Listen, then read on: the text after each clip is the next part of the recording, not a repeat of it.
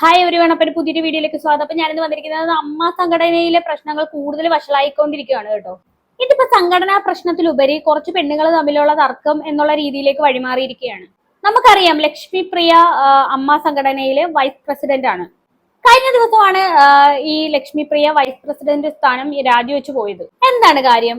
ശ്വേതാ മേനോൻ പ്രസിഡന്റായ Lakshmi Priya vice president ആയ സമിതിക്ക് കണക്കുകളൊന്നും സംഘടനയ്ക്ക് മുമ്പാകെ ഹാജരാക്കാൻ കഴിഞ്ഞില്ല. ഇതാണ് പ്രധാന കാരണം. പിന്നെ അതുകൂടാതെ ലക്ഷ്മി പ്രിയയും അൻസിബയും തമ്മിലുള്ള പ്രശ്നങ്ങൾ ഒരു സൈഡിൽ കൂടെ പോകുന്നു. ഈ രാജിക്ക് പിന്നാലെ കഴിഞ്ഞ ദിവസം ലക്ഷ്മി പ്രിയ FB-യിൽ ഒരു പോസ്റ്റ് ഇട്ടിട്ടുണ്ടായിരുന്നു. ആ പോസ്റ്റിലൂടെയാണ് പുതിയ തർക്കത്തിന്റെ തുടക്കം. നമുക്ക് എന്തായാലും ആ പോസ്റ്റ് ഒന്ന് വായിച്ചു നോക്കാം. ഞാൻ അമ്മ സംഘടനയിലെ അംഗത്വം തന്നെ രാജിവെച്ചിരിക്കുന്നു. എന്റെ രാജി മുതിർന്ന അംഗമായ ശ്രീമതി കാലടി ഓമന, പൊന്നമ്മ, ബാബു, ഉഷ, ആലപ്പുഴ എന്നിവർക്ക് സമർപ്പിക്കുന്നു. ഒരു അഭ്യർത്ഥനയുണ്ട്. നിങ്ങൾ ജീവിച്ചിരിക്കുമ്പോഴാണ് ഞാൻ മരിക്കുന്നതെങ്കിൽ എന്റെ ശവം കാണാൻ പോലും ഒരുത്തരും വരരുത്. 60 വയസ്സ് വരെ ഞാൻ ജീവിച്ചിരുന്നാൽ എനിക്ക് ലഭിച്ചേക്കാവുന്ന പെൻഷൻ എനിക്ക് വേണ്ട, ഇൻഷുറൻസ് വേണ്ട, റീത്ത് വേണ്ട, അനുശോചനം ഒട്ടുമേ വേണ്ട. എന്നെ സ്നേഹിക്കുന്ന ഏതാനും പേരുണ്ട്. ബാക്കിയുള്ളവർ ഈ പടി കടന്നു വരരുത്. നന്ദി, ലക്ഷ്മി പ്രിയ. അപ്പൊ ഇതാണ് ലക്ഷ്മി പ്രിയയുടെ പോസ്റ്റ് എന്ന് പറയുന്നത്. ഉള്ളത് പറയാലോ, ഇത് ഇച്ചിരി കടന്ന പോസ്റ്റ് ആയി പോയി. അപ്പൊ അമ്മ സംഘടനയുടെ ഒരു കാര്യങ്ങളും ലക്ഷ്മി പ്രിയക്ക് വേണ്ടെന്നുള്ള കാര്യമാണ് ഈ പറയുന്നത്. ഈ അമ്മ സംഘടനയിലെ ആളുകൾക്ക്, മുതിർന്ന ആളുകൾക്ക്, അതായത് 60 വയസ്സ് കഴിഞ്ഞ ആളുകൾക്ക് പെൻഷൻ അമ്മ സംഘടന കൊടുക്കുന്നുണ്ട്. അതുപോലെ തന്നെ ഇൻഷുറൻസും ഒക്കെ സെറ്റാക്കി കൊടുക്കുന്നുണ്ട്. അപ്പൊ തനിക്ക് ഇനി ആ ആനുകൂല്യങ്ങളൊന്നും എനിക്ക് വേണ്ടെന്നുള്ള രീതിയിലാണ് പുള്ളിക്കാരി പറയുന്നത്. അതുകൂടാതെ 3 ആൾക്കാരുടെ പേരും എടുത്തു പറയുന്നുണ്ട്. കാലടി ഓമന, പൊന്നമ്മ, ബാബു, ഉഷ, ആലപ്പുഴ. ഇവര് 3 പേരും താൻ മരിച്ചാൽ പോലും കാണാൻ വരരുത് എന്നൊക്കെയാണ് പുള്ളിക്കാരി പറയുന്നത്. ഇത്തരം സ്റ്റേറ്റ്മെന്റ് ഒക്കെ വളരെ ഓവർ ആണെന്ന് പറയാതിരിക്കാൻ പറ്റുന്നില്ല. സംഘടനക്കുള്ളിൽ നിങ്ങൾ മെമ്പേഴ്സ് തമ്മിൽ എന്തെങ്കിലും പ്രശ്നങ്ങളൊക്കെ ഉണ്ടാവാം. അതിങ്ങനെ പേഴ്സണലായി എടുക്കുക എന്ന് പറഞ്ഞു കഴിഞ്ഞാൽ അത് ഭയങ്കര ചീപ്പ് പരിപാടിയാണ്. പിന്നെ ഇത് ആദ്യമായിട്ടല്ല ലക്ഷ്മി പ്രിയ ഇങ്ങനെ ഒരു സ്വഭാവം കാണിക്കുന്നത്. ഇതിനു മുമ്പും ഒരുപാട് കാര്യങ്ങൾ ലക്ഷ്മി പ്രിയ കാണിച്ചിട്ടുള്ളതാണ്. അതിനെത്രയോ ഉദാഹരണങ്ങളായി ഈ അടുത്ത കാലത്ത് തന്നെ നമ്മൾ കണ്ടിരിക്കുന്നു. ഈ അടുത്ത കാലത്ത് തന്നെ ലക്ഷ്മി പ്രിയയും നീനാക്കുറുപ്പും തമ്മിൽ അമ്മ സംഘടനയിലുണ്ടായാലും ഒരു പ്രശ്നം ഉണ്ടല്ലോ. അത് തന്നെ ഒന്നാമത്തെ കാരണമായിട്ട് നമുക്ക് എടുക്കാം. അതെന്താന്ന് വെച്ച് കഴിഞ്ഞാൽ അമ്മ സംഘടനയിൽ ഒരു കുടുംബ സംഗമം നടന്ന സമയത്ത് ലക്ഷ്മി പ്രിയയുടെ ഗ്രൂപ്പ് ഡാൻസ് കളിക്കുന്നതിന് മുമ്പ് തന്നെ നീനാക്കുറുപ്പിന്റെ സംഘം കയറി ഡാൻസ് കളിച്ചു. അത് കണ്ട് ദേഷ്യം വന്നിട്ട് പ്രാണിക്കൊണ്ട് നീനാക്കുറുപ്പിന് ഒരുപാട് വോയിസ് മെസ്സേജുകൾ അയച്ചിട്ടുണ്ടായിരുന്നു. അത് നീനാക്കുറുപ്പ് തന്നെ പുറത്തു വിട്ടിട്ടുണ്ടായിരുന്നു. നീ പുഴുത്ത ചാവുമടി എന്നൊക്കെയാണ് അന്ന് പറഞ്ഞത്. അതുകൂടാതെ തന്നെ ഈ ലക്ഷ്മി പ്രിയ ബിഗ് ബോസിൽ പോയ സമയത്ത് ഈ ബിഗ് ബോസിൽ ഒരു മത്സരാർത്ഥി ഉണ്ടായിരുന്നു, ബ്ലസ്ലി എന്ന് പറയുന്ന ഒരു പുള്ളിക്കാരൻ ഉണ്ടായിരുന്നു. പുള്ളിക്കാരനെ കണ്ണെടുത്താൽ ലക്ഷ്മി പ്രിയക്ക് കണ്ടുകൂടായിരുന്നു. അങ്ങനെ ലക്ഷ്മി പ്രിയ ബിഗ് ബോസിൽ നിന്നൊക്കെ തിരിച്ചു വന്ന് 2 വർഷമൊക്കെ കഴിഞ്ഞതിന് ശേഷം ഈ പറയുന്ന ബ്ലസ്ലിയെ തട്ടിപ്പ് കേസിൽ എന്തോ അറസ്റ്റ് ചെയ്തിട്ടുണ്ടായിരുന്നു. ആ സാഹചര്യത്തിൽ ഈ പറയുന്ന ലക്ഷ്മി പ്രിയ ഒരു ഓൺലൈൻ ചാനലിൽ ഒരു ഇന്റർവ്യൂ കൊടുത്തിട്ടുണ്ട്. ആ ഇന്റർവ്യൂവിൽ കൂടി ലക്ഷ്മി പ്രിയ പറഞ്ഞ കാര്യം എന്താണ്? ബ്ലസ്ലി ആളത്ര ശരിയല്ല. ബിഗ് ബോസ് കഴിഞ്ഞതിന് ശേഷം കുറച്ച് ഏതോ ഒരു പാർട്ടി നടക്കുന്ന സമയത്ത് അവിടെ കഞ്ചാവ് വലിച്ചു, അങ്ങനെ ഇങ്ങനെയെന്നൊക്കെ പറഞ്ഞ് പുള്ളിക്കാരി ഒരുപാട് കാര്യങ്ങൾ ആ ഇന്റർവ്യൂവിൽ പറഞ്ഞായിരുന്നു. ലക്ഷ്മി പ്രിയക്ക് അതിനെ കണ്ടിട്ടുണ്ടായിരുന്നെങ്കിൽ അന്നേ പറയായിരുന്നു ഈ കാര്യങ്ങളൊക്കെ. ബ്ലസ്ലി അറസ്റ്റിലായ അതേ സാഹചര്യത്തിൽ തന്നെ പുള്ളിക്കാരി ഇത് വന്ന് പറയണമെന്നുണ്ടെങ്കിൽ അതെന്തോ പകയുടെ പുറത്ത് പറയുവാണെന്ന് മനസ്സിലാക്കാനായിട്ട് കോമൺ സെൻസ് മതി.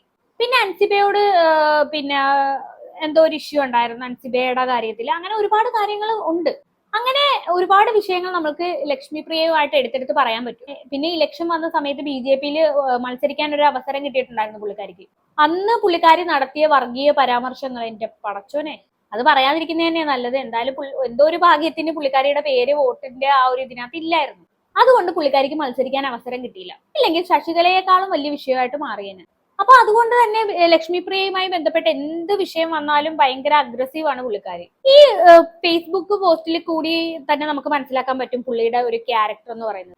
അപ്പോ ഇതിനകത്ത് 3 പേരുടെ പേരെടുത്ത് പറഞ്ഞ് പുള്ളിക്കാരി പറഞ്ഞിട്ടുണ്ടല്ലോ ഓരോ കാര്യങ്ങൾ, മരിച്ചാൽ പോലും വരരുതെന്ന്. അത് ഇട്ടതിന് ശേഷം, ആ പോസ്റ്റ് ഇട്ടതിന് ശേഷം നമ്മുടെ ഉഷ ആലപ്പുഴ വെറുതെ ഇരുന്നില്ല. നമ്മുടെ ഉഷ ആലപ്പുഴയെ അറിയാത്തവര് കുറവായിരിക്കും. പുള്ളിക്കാരി ഒരു മുസ്ലിം ആയിരുന്നു, പിന്നെ ഹിന്ദുവായിട്ട് കൺവേർട്ട് ആയതാണ്. അങ്ങനെ ഈ പുള്ളിക്കാരി തിരിച്ചും ലക്ഷ്മി പ്രിയക്കെതിരെ ഒരു പോസ്റ്റ് അങ്ങോട്ട് കാച്ചി. എന്നാലും ഞാൻ ആ പോസ്റ്റ് ഒന്ന് വായിച്ചുതരാം. ശ്രീമതി ലക്ഷ്മി പ്രിയ ഇന്നലെ രാത്രി എനിക്കും പൊന്നമ്മ ചേച്ചിക്കും ഒരു മെസ്സേജ് അയച്ചിട്ടുണ്ട്. അതിലെ മാറ്റർ തന്നെ FB-യിലും അവർ പോസ്റ്റ് ചെയ്തിട്ടുണ്ട്. ശ്രീമതി ലക്ഷ്മി പ്രിയ ഒരു കാര്യം മനസ്സിലാക്കണം. ചാനലായ ചാനൽ തോറും കയറിയിരുന്നു വായിൽ വരുന്നത് കോതയ്ക്ക് പാട്ടി എന്നതുപോലെ വർഗീയ വിഷം തുപ്പുമ്പോൾ ആലോചിക്കണമായിരുന്നു. ഇത്തരക്കാരെ പ്രോത്സാഹിപ്പിക്കാനോ അംഗീകരിക്കാനോ ഞങ്ങൾക്ക് മനസ്സില്ല. അമ്മ സംഘടനയിൽ വർഗീയത കൊണ്ടുവരാമെന്നുള്ള വലിയ മോഹം ഞങ്ങൾ പൊളിച്ചടുക്കിയതിന്റെ ആ മോഹം പൊലിഞ്ഞു പോയതിന്റെ രോദനമായിട്ടേ ഞങ്ങൾ ഇതിനെ കണക്കാക്കുന്നുള്ളൂ. അൻസിബ കഴിഞ്ഞ 10 മാസം അനുഭവിച്ച വിഷമങ്ങൾ, അവഗണനകൾ, അപമാനങ്ങൾ, അതിനൊക്കെ ഇന്നലെ ഞങ്ങൾ മറുപടി നൽകി. അൻസിബയുടെ നിലപാട് അതാണ് ശരി. ഞങ്ങൾ അവളെ ചേർത്ത് പിടിച്ചു, ഒപ്പം നിന്നു. നിങ്ങളെപ്പോലെ വർഗീയ വിഷം തുപ്പുന്നവരെ അമ്മയ്ക്കും വേണ്ട. ജനറൽ ബോഡിയിലെ ഭൂരിപക്ഷം ഞങ്ങളുടെയും അഭിപ്രായവും അത് തന്നെ ആയിരുന്നു.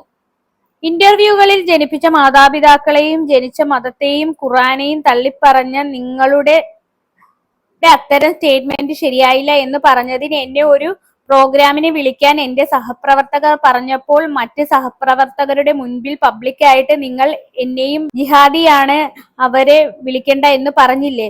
വായ തുറന്നാൽ വർഗീയത വിളമ്പുന്ന നിങ്ങളുടെ ശവം കാണണമെന്ന് എനിക്ക് ഒരു താല്പര്യവും ഇല്ല. അപ്പൊ ഇതാണ് ഉഷ ലക്ഷ്മിപ്രിയക്ക് നൽകിയ മറുപടി.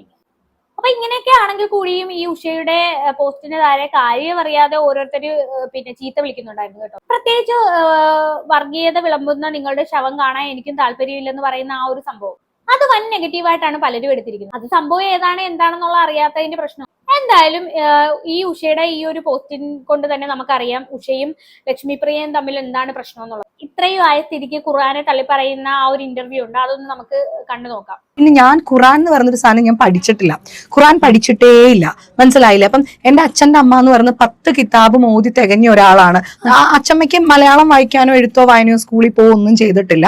തറവാട്ടിലേക്ക് പയ്യൂര് എന്ന് പറഞ്ഞ ഞങ്ങളുടെ തറവാട്ടിലേക്ക് ആളിനെ ഉസ്താദ് വന്നിരുന്ന് പഠിപ്പിച്ച് അങ്ങനെ 10 കിതാബ് ഓതി തികഞ്ഞ ഒരാളാണ്. എന്നിട്ട് പോലും എന്റെ അച്ഛന്റെ ആരാ നമ്മുടെ ഇന്റർവ്യൂവർ എന്ന് നോക്കിയേ? നമ്മുടെ ഏറ്റുമാനൂരിൽ മത്സരിച്ച പിന്നെ നമ്മുടെ ആതിര ചേച്ചി പണ്ട് എല്ലാരും ഇന്റർവ്യൂ ഒക്കെ ചെയ്തിട്ടുണ്ടല്ലേ? അതൊക്കെ ഇപ്പോഴാണ് കേട്ടോ അറിയുന്നത്. എന്തായാലും നമുക്ക് കണ്ടുവെക്കാൻ ബാക്കി കൂടെ. പൂവെന്ന് വിളിക്കുന്ന എന്നെയാണ്, എന്റെ വീട്ടിൽ വിളിക്കുന്ന ഒരു പൂവെന്നാണ്. എന്നെ പിന്നെ ഒന്നും വിട്ട് പഠിപ്പിക്കണ്ടെന്നാണ് പറയുന്നത്. അപ്പൊ ഒരു കുട്ടിയെ മതം എന്ന് പറയുന്നത് നമ്മൾ അടിച്ചേൽപ്പിക്കേണ്ട ഒരു കാര്യമല്ല.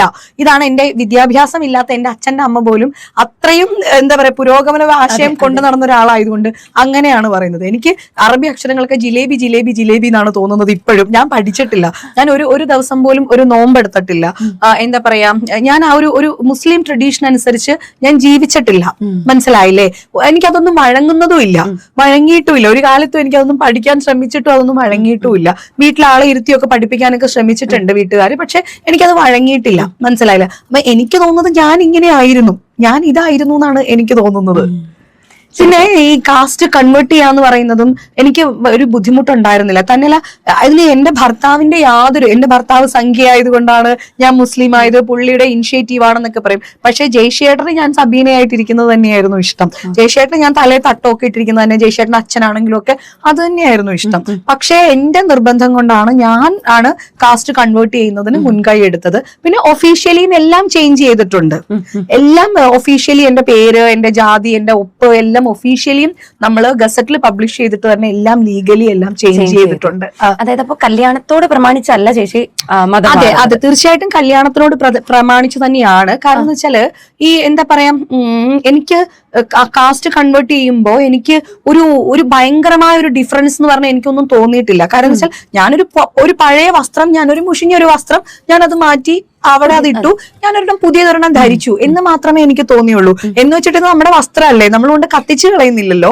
ആ വസ്ത്രം നമ്മൾ കഴുകി ഉണക്കി അലമാരയിൽ എവിടെയോ അത് ഉണ്ടാവും, അത്ര തന്നെ ഉള്ളൂ. അത്രയും ലളിതമായിട്ടാണ് എനിക്ക് കാസ്റ്റ് കൺവേർട്ട് ചെയ്യുന്നതിനെ തോന്നിയത്. അതായത് ഒരു കുഞ്ഞ് ജനിച്ചു കഴിയുമ്പോൾ തീർച്ചയായിട്ടും കുഞ്ഞ് അച്ഛന്റെ പാരമ്പര്യമായിരിക്കും നമ്മളുടെ ഒരു കസ്റ്റം അനുസരിച്ച് ഫോളോ ചെയ്യുന്നതാണ് എന്റെ വിശ്വാസം. അപ്പം പാരമ്പര്യം എന്ന് പറയുന്നത് അമ്മയുടേതും ഉണ്ട് അച്ഛൻ്റെതും ഉണ്ട്. പക്ഷെ അച്ഛന്റെ പാരമ്പര്യമാണ് നമ്മൾക്കൊക്കെ നിലനിൽക്കുക.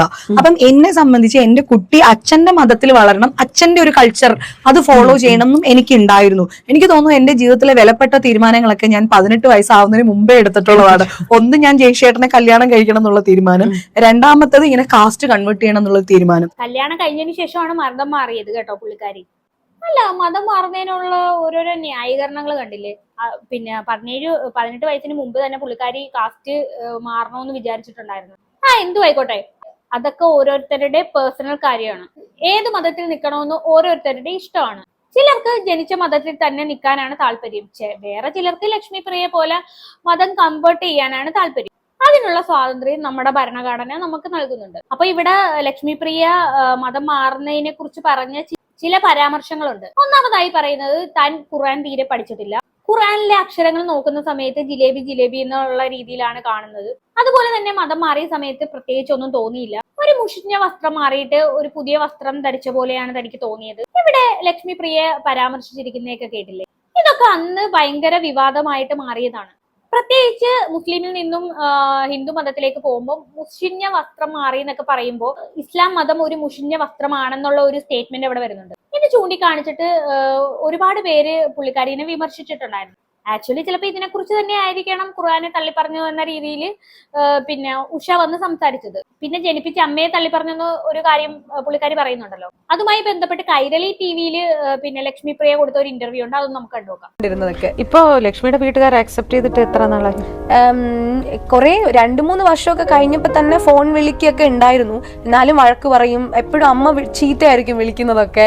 അപ്പൊ ഞാൻ വിചാരിക്കുന്നത് എന്നെ ഇഷ്ടമല്ല, എന്നെ വേണ്ടാത്തവരെ ഇനി ആരാണെങ്കിലും എനിക്ക് വേണ്ടാന്ന് ഞാനും വിചാരിച്ചിരുന്നു. പക്ഷെ ഞാൻ അച്ഛന്റെ അമ്മയുടെയും കൂടെ വളർന്നിട്ടില്ലാത്തതുകൊണ്ട് എനിക്ക് അത്രയ്ക്ക് വലിയൊരു അറ്റാച്ച്മെന്റ് ശരിക്കും പറഞ്ഞാൽ അവരോട് ഉണ്ടായിരുന്നില്ല. ഇതാണ് ജനിപ്പിച്ച അമ്മയെ ലക്ഷ്മി പ്രിയ തള്ളി പറഞ്ഞു എന്ന് പറഞ്ഞ ആ സ്റ്റേറ്റ്മെന്റ്. പക്ഷെ ഞാൻ ഇവിടെ ജനിപ്പിച്ച അമ്മയെ ലക്ഷ്മി പ്രിയ പിന്നെ അച്ഛനെയും അമ്മേനെയും ഒക്കെ കുറ്റം പറയുന്നതിന് ഞാനൊന്നും കാണുന്നില്ല കേട്ടോ. പല ഓൺലൈൻ ചാനലുകളിൽ നിന്നും ഞാൻ അറിഞ്ഞ കാര്യം എന്താണെന്ന് വെച്ചാൽ ലക്ഷ്മി പ്രിയ വളർന്നത് അച്ഛന്റെയും അമ്മേന്റെയും കൂടെയല്ല. ലക്ഷ്മി പ്രിയ ജനിച്ച ഉടനെ തന്നെ അമ്മ മറ്റൊരുത്തന്റെ കൂടെ പോയി, അച്ഛനാണെങ്കിൽ വേറെ കല്യാണവും കഴിച്ചു. അതോടെ ലക്ഷ്മി പ്രിയക്ക് മാതാപിതാക്കൾ ഇല്ലാതെയായി. അതുകൊണ്ട് ലക്ഷ്മി പ്രിയ വളർന്നത് അച്ഛന്റെ അമ്മയുടെ കൂടെയാണ്. അതുകൊണ്ട് ചെറുപ്പം മുതലേ ഈ മാതാപിതാക്കളിൽ നിന്ന് കിട്ടേണ്ട സ്നേഹവും കെയറിങ്ങും ഒന്നും ലക്ഷ്മി പ്രിയക്ക് കിട്ടിയിട്ടില്ല. അങ്ങനെയുള്ള ഒരു കുട്ടി വളർന്നു വലുതായി കഴിയുമ്പോൾ അച്ഛനെയും അമ്മയെയും തള്ളി പറയുന്നതിൽ എനിക്ക് പ്രത്യേകിച്ച് കുറ്റമൊന്നും പറയാനില്ല. അതുകൊണ്ട് ഈ കാര്യത്തിൽ ഞാൻ ലക്ഷ്മി പ്രിയയുടെ ഒപ്പമാണ്. എനിക്ക് തോന്നുന്നത് അച്ഛനും അമ്മയും വളർത്താത്തതിന്റെ ആ പോരായ്മകളെല്ലാം ലക്ഷ്മി പ്രിയയെ ഒരുപാട് പ്രശ്നങ്ങൾ ഉണ്ടാക്കിയേക്കാം. കുട്ടിക്കാലത്ത് ഒരുപാട് വിഷമം ഉണ്ടായിട്ടുണ്ട്. ആ ഒരു സാഹചര്യം ഒക്കെ ആയിരിക്കും ഇങ്ങനെ ആയത്. അതുകൊണ്ടായിരിക്കും ചിലപ്പോൾ വലുതായി കഴിഞ്ഞിട്ട് ചെറിയ ചെറിയ കാര്യങ്ങൾക്ക് പോലും ഓവറായിട്ട് ഇങ്ങനെ പ്രതികരിക്കുന്നത്. അപ്പൊ ഇങ്ങനെയൊക്കെയാണ് ഉഷ ഇട്ട പോസ്റ്റിൽ പരാമർശിക്കുന്ന കാര്യങ്ങൾ. ഇനി പോസ്റ്റ് ഇട്ടതിന് ശേഷം ഉഷ മാധ്യമങ്ങളെ കണ്ട് കുറച്ച് സംസാരിക്കുന്നുണ്ട്, നമുക്ക് അതൊന്നും കേട്ടു. ലക്ഷ്മിക്കെതിരെ വലിയ ആരോപണം ഉന്നയിക്കുന്നത് ലക്ഷ്മിപ്രിയ രാജിവെക്കുന്ന സമയത്ത് ഉഷാദിനെ അടക്കം വിമർശിച്ചോണ്ടാണ് രാജി. അതിനെതിരെ ഇന്ന് ഫേസ്ബുക്ക് പോസ്റ്റ് വന്നിട്ടുണ്ട്. അപ്പോൾ എന്താണ് ഞാൻ ഇട്ടതോ? അത് ലക്ഷ്മിപ്രിയ ഇട്ട പോസ്റ്റിന് ഞാൻ മറുപടി പറഞ്ഞതാണ്. ഇന്നലെ രാത്രി ലക്ഷ്മിപ്രിയ തന്നെ ഞങ്ങൾക്ക് പേഴ്സണലി മെസ്സേജ് ഇട്ടിട്ടുണ്ടായിരുന്നു. അപ്പം ഞാൻ വിചാരിച്ചത് പേഴ്സണലി ഇട്ടതാണ്. അതിന് ഞാൻ അപ്പം തന്നെ മറുപടി കൊടുത്തിട്ടുണ്ടായിരുന്നു.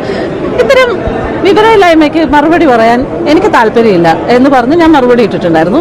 അതുതന്നെ പൊന്നമ്മ ബാബുവിന് അതേ മെസ്സേജ് അയച്ചിട്ടുണ്ടായിരുന്നു. ഞങ്ങളുടെ ആർട്ടിസ്റ്റുകളുടെ ചില ഗ്രൂപ്പുകളിലേക്കും അവർ ആ മെസ്സേജ് ഇട്ടിട്ടുണ്ടായിരുന്നു. പക്ഷെ രാവിലെ ആയപ്പോൾ അവർ ഫേസ്ബുക്കിൽ ഈ പോസ്റ്റ് ഇട്ടിട്ടുണ്ട് എന്ന് പറഞ്ഞിട്ട് നമ്മുടെ സുഹൃത്തുക്കളെ വിളിച്ചു പറഞ്ഞു. അപ്പോൾ എനിക്കതിലൊരു മറുപടി ഇടണമെന്ന് തോന്നി, സത്യാവസ്ഥ എന്താണെന്ന് പറയണമെന്ന് തോന്നി. അത് ഞാൻ എന്റെ ഫേസ്ബുക്കിലൂടെ പറഞ്ഞു. അതെ, അത്രേ ഉള്ളൂ. ലക്ഷ്മി പ്രിയ ഉഷയെ കയറി പബ്ലിക്കായിട്ടൊന്ന് ചൊറിഞ്ഞു, ഉഷ തിരിച്ചും ചൊറിഞ്ഞു, അത്രേ ഉള്ളൂ. എന്തിനാണ് ലക്ഷ്മി പ്രിയ ഇങ്ങനെ ഓവറായിട്ട് ഇങ്ങനെ പ്രതികരിക്കാൻ നിൽക്കുന്നത്? എന്തായാലും ഇവര് തമ്മിലുള്ള പ്രശ്നം ഏറെക്കുറെ നിങ്ങൾക്ക് മനസ്സിലായി കാണുമല്ലോ.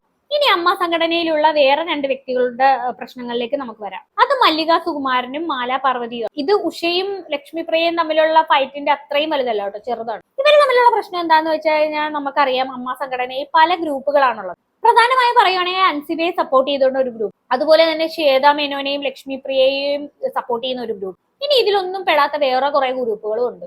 ഈ മല്ലിക സുകുമാരൻ എന്ന് പറയുന്നത് ഏറെക്കുറെ ലക്ഷ്മി പ്രിയ ശ്വേത മേനോൻ സപ്പോർട്ടറാണ്. ഈ ശ്വേത മേനോൻ രാജിവെച്ച് ഇറങ്ങുന്ന സമയത്ത് മല്ലിക സുകുമാരൻ ഈ മീഡിയയുടെ മുന്നിലൊക്കെ വന്നിട്ട് സംസാരിച്ചിട്ടുണ്ടായിരുന്നു. അത് കേൾക്കുമ്പോൾ തന്നെ നമുക്ക് ഏകദേശം മനസ്സിലാവും.